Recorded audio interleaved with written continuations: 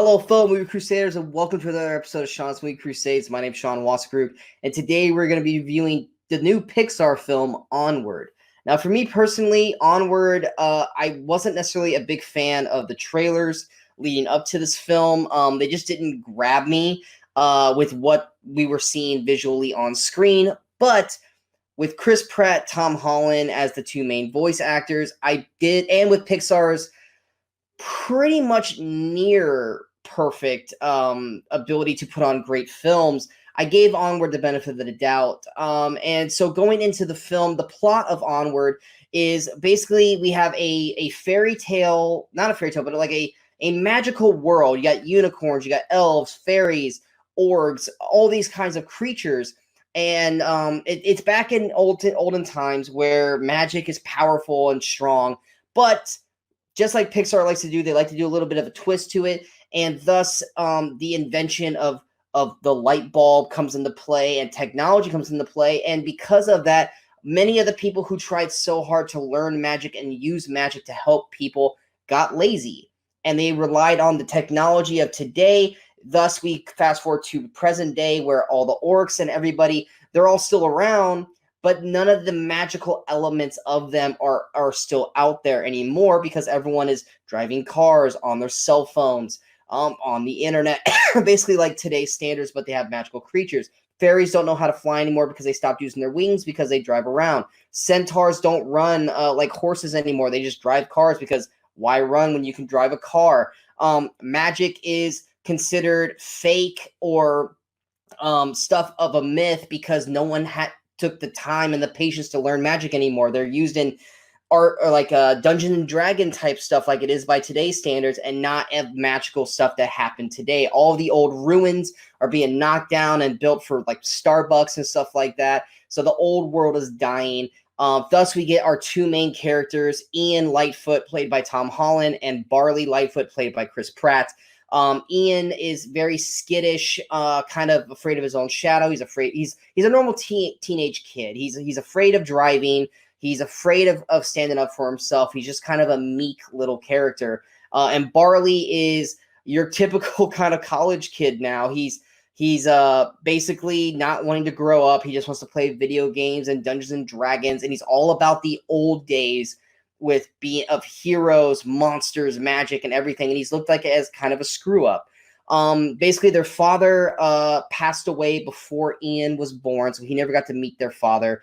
Barley was about like 3 or 4 years old, so he only has a few memories of him. So it's just those two and their mom, Laurel, played by Julia Louis-Dreyfus. And basically, on Ian's 16th birthday, Laurel gives them a present that was given to them by their father that they weren't allowed to open until their 16th birthday. Basically, it's a magical staff with a spell that can bring back their father for 24 hours. They try to do the spell, but in the end, they weren't strong enough to hold on to the staff, so only the lower half of their father was able to be resurrected. So they now go on a quest to try to find another part of the magical elements they need to complete the spell, with the 24-hour clock to try and revive their dad completely so they can finally meet him face-to-face before the time runs out. That is basically the plot of Onward. Honestly, if you watch the trailers, I pretty much just explained the trailers to you. But yeah, this film, shockingly, is actually really, really good. The first half of the film, they're kind of setting up the chess pieces, so it's just kind of like your typical, I've seen this movie before, it's not doing anything to really impress me. But once they actually go on the quest to try and find I think it's like the Phoenix Gem or the Phoenix Stone to try and resurrect their dad fully, that's when the movie really starts to kick into its gear and becomes this very fun adventure film with two brothers who are very separate from one each other. They don't see eye to eye, and they're very different with their dad's legs. And try to go on this magical journey. And it's very fun to watch. There's great characters. Octavia Spencer, she plays this character called the Manticore, which is like a lion, bearish bat with a scorpion tail. She does great in it. The other three actors that I've already mentioned, Julia Louis-Dreyfus, Tom Holland, Chris Pratt, all do great in their respective roles. Just the different stuff that they have to go through in this film, everything that they do that has to have with deal with magical stuff, like a biker club of fairies, just magic in general. The movie is fun and a joy to watch, but it also has its very emotional beats as you go on. There are going to be moments where you're going to tear up and you're going to cry. And while you think it's going to come to this inevitable, like, we already know how this is going to end, it does do a good job of averting your expectations and twisting it in a way that Pixar loves to do, to give you kind of what you want, but not fully, but you still being okay with that. The last half of the film, or the final third act of the movie, I thought I knew what I was going to get, and then I was pleasantly surprised at what they gave me. And at first I was like, well, that's weird. But then as soon as they did it, I was like, I love this. And the whole final part of the film, everything that was happening as I was watching it, I just kept going, I'm loving this, I'm loving this, I'm loving this. And I kept just getting more and more excited. And then when we get to the inevitable conclusion of the story, like, it's sad, but it's a happy sad. So like I said, I got emotional watching it, but it was a good kind of emotional. And I felt like it did a great job throughout the rest of the film, building those blocks up and earning what it does in the end of the film. It just wasn't thrown in there for emotional effect. I know a lot of people think Pixar is there to just try to make you cry, but they tell great stories that earn the emotions that people get, whether it be a movie like Coco, Inside Out, the Toy Stories, WALL-E, Finding Nemo or Dory, any of those films. They earn the emotions that you get because they put great characters in front of you with a great story and give you the building blocks they need for you to earn the emotions by the end of the film. And Onward is no different. It does a great job doing that. Visually, it takes a little bit to get used to the characters looking because they're elves and they just look kind of funny. But by the end of the film, everything looks great. The final sequences of the film, I think, were top notch. And I really enjoyed this film overall. Now, in terms of Pixar films, like, where does it rank in the Pixar tiers?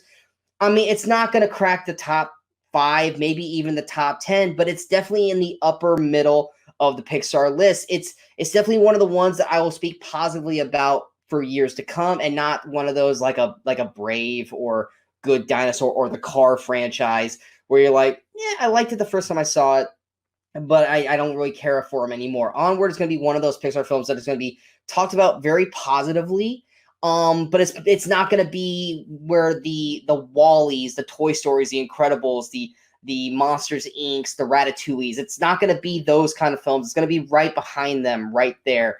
And so, to recommendations, obviously, if you're a fan of the Pixar films, you're going to see Onward anyway. But if you're on the fence on whether or not this was going to be a good film or not based off the trailers, because like I said, the trailers weren't that great, trust me, Onward is definitely worth a look. It has a very good voice cast. It's a very good story, and it's very fun and exciting all the way through, and it's got the emotional beats that you want with a Pixar film. So I strongly recommend the film. Going into my overall score, I'm going to give Onward an 8.7 out of 10.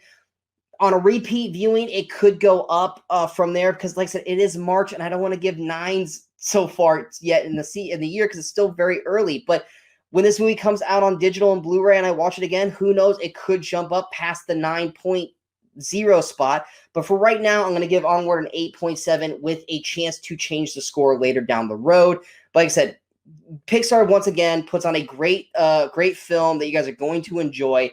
And like I said, I highly, highly recommend it. So I hope you guys enjoyed the review. If you guys did, hit that like, share, and subscribe button to the channel. And of course, coming next week, we've got 3 more movies coming out. I'm going to try to see all 3. I can't guarantee that I will, but we have The Hunt, which was a film that was canceled last year but got brought back, and it's being released next week. You got Dave Bautista's My Spy, and then you also got Vin Diesel's comic book film Bloodshot. So be on the lookout for those reviews, and until next time, in case I don't see you, good morning, good afternoon, and good night, Movie Crusaders.